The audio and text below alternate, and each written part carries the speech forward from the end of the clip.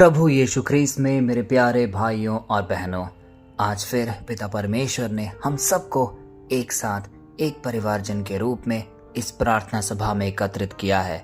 इस अवसर के लिए हम उन्हें तहे दिल से धन्यवाद दें। जब हम पिता परमेश्वर की सन्निधि और उसका महत्व अपने जीवन में महसूस करने लगते हैं तो एक भी प्रार्थना सभा, एक भी प्रार्थना के सम्मेलन हम नहीं छोड़ सकते, क्योंकि हम जानते हैं कि ये सारे वो जरिया है जिससे हम पिता परमेश्वर के जीवंत वचन को सुनते और उस पर अध्ययन करते हैं। क्योंकि यह कोई साधारण पल नहीं है, यह वो क्षण है जब परमेश्वर खुद हमारे दिलों के भीतर झांकना चाहते हैं। लेकिन तैयारी तो हमें जरूर करनी होगी। हमें अपने बिजी स्केड्यूल से, अपने रोजमर्रा के कार्य से कुछ पल पिता परमेश्वर के लिए हटा कर रखना पड़ेगा। जैसे कि आज सुबह सुबह हम पिता परमेश्वर के वचनों को सुन रहे हैं, क्योंकि आज का वचन हमारे बोलने या हमारे शब्दों के बारे में नहीं है, यह हमारे दिल की गहराई के बारे में है। आज का पद जो हम अध्ययन करेंगे वो लिया गया है लूका के सुसमाचार से, अध्याय 6 पद संख्या 45, और वह इस प्रकार है। भला मनुष्य अपने मन के अच्छे भंडार में से भली बातें निकालता है, और बुरा मनुष्य अपने मन के बुरे भंडार में से बुरी बातें निकालता है, क्योंकि जो मन में भरा है वही उसका मुंह बोलता है।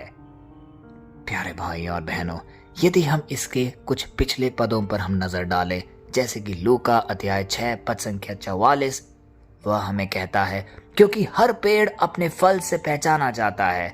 लोग बबूल से अंजीर नहीं तोड़ते और ना झाड़ी से अंगूर तोड़ते हैं।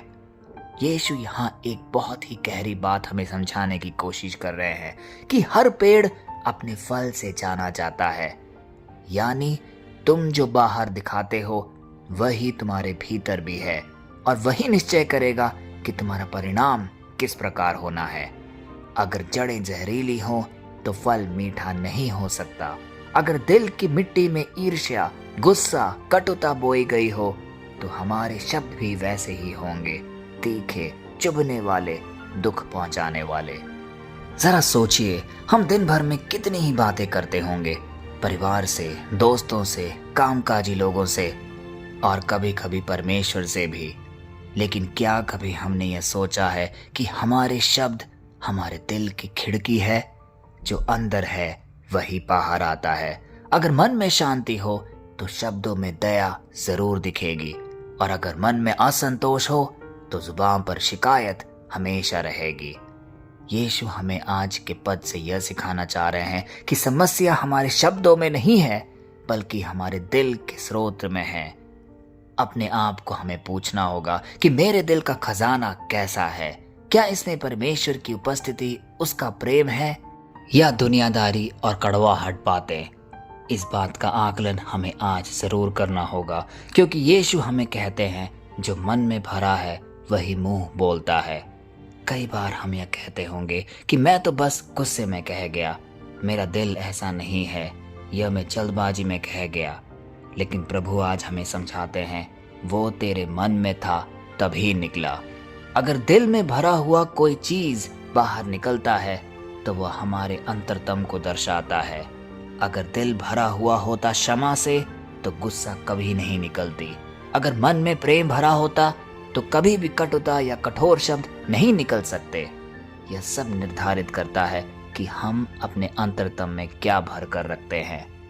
अब मैं आपसे ये सवाल पूछना चाहता हूँ, क्या आपके शब्द आपके आसपास के लोगों को चंगाई दे रहे हैं या चोट पहुंचाने का साधन बन रहे हैं? क्या आपकी बातों से किसी को परमेश्वर की महिमा दिखती है, या आपके शब्द किसी के दिल पर एक गहरा घाव छोड़ती है? मेरे दोस्तों, आज प्रभु हम सबको ये याद दिला रहे हैं, अगर हम अपने शब्दों को बदलना चाहते हैं तो हमें अपने दिल को पहले बदलना होगा। यही कारण है कि पवित्र आत्मा हमारे जीवन में इतनी महत्वपूर्ण है, क्योंकि वह एक ऐसा जरिया है जिससे हम अंतरतम तक शुद्ध हो जाते हैं। जब पवित्र आत्मा हमारे दिल में बसता है तो वह हमारे भीतर के खजाने को बदल देता है। यदि हमारे अंदर ईर्ष्या है तो वह उसे प्रेम में बदलेगा। यदि हमारे अंदर निराशा है, क्रोध है, तो वह उसे उल्लास में बदलेगा। जो पहले गुस्सा बोलते थे वही अब आशीष बोलने लगेंगे। जो पहले शिकायत करते थे वही अब धन्यवाद देने लगेंगे। जो पहले डर से बोलते थे वही अब आत्मविश्वास से भरे हुए रहेंगे। यही है आत्मा का कार्य, यही है पवित्र आत्मा का स्पर्श हम सबके जीवन में। वह हमारे अंदर के स्रोत को ऐसे शुद्ध करता है ताकि हमारे शब्द जीवन देने लगे, मरने नहीं। और आज यह वचन हमें यह भी सिखाता है कि हमारा दिल बदलने के योग्य है यदि हम पूर्ण रूप से पश्चाताप करें, अपने किस्मत को बदलने की एक चेष्टा करें। और आज वचन हमें यह बताता है कि जब तुम्हारा दिल बदलता है तो तेरी किस्मत बदल जाती है। जब तेरा मन परमेश्वर की उपस्थिति से भर जाता है तो तेरे शब्द में भी बदलाव आने लगते हैं। वह परमेश्वर के सामर्थ्य को झलकाते हैं। फिर जब तू आशीष बोलेगा तो आशीषें जरूर बरसेंगी। जब तू विश्वास बोलेगा तो चमत्कार घटित होंगे। जब तू प्रेम बोलेगा तो तेरा घर शांति से भर जाएगा। आज प्रभु हम सबसे कह रहे हैं, मेरे बेटे मेरी बेटी, अपने दिल के खजाने को नया कर लो। अपने दिल को परमेश्वर के प्रेम, दया, क्षमा और नम्रता से भर लो। क्योंकि जब तेरा मन भलेपन से भर जाएगा तो तेरी जुबान आशीष का झरना बन जाएगी। आइए इस वचन को अपने जीवन में अध्ययन करके इस छोटी सी प्रार्थना की ओर आगे बढ़े और इस प्रार्थना में अपने वो सारे मतलब हम याद करें जो हमारे दिल में कहीं ना कहीं दफन है, जो इतने सालों से पूरी नहीं हुई है।